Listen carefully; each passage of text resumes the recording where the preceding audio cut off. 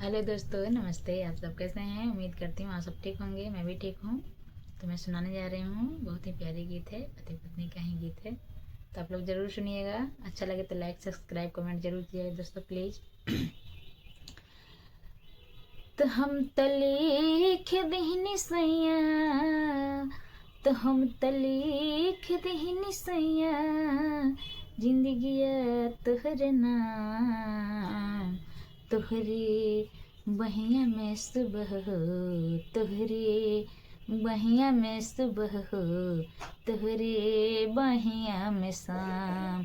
हम तलीख दीनी सैया, जिंदगिया तोहर नाम, तोहरे बहिया में सुबह हो, तोहरे बहिया में शाम।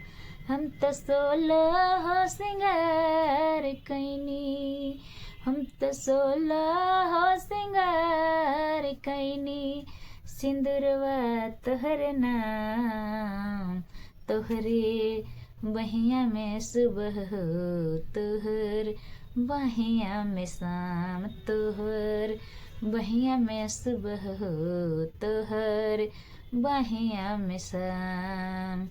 जवन कहबा सैया बात, जवन कहबा सैया बात, तो हम करब नाई नकार। जवन कहबा सैया बात, तो हमें करब नाई नकार। तोहर बतिया मानब, सब करब तोहर काम, तोहर बतिया हम मानब, सब करब तोहर काम। जवन जवन कहबा सैया, जवन जवन कहबा सैया, वही करब हम काम। तोहर बहिया में सुबह हो, तोहर बहिया में सुबह हो, तोहर बहिया में शाम, तोहर बहिया में सुबह हो, तोहर बहिया में शाम।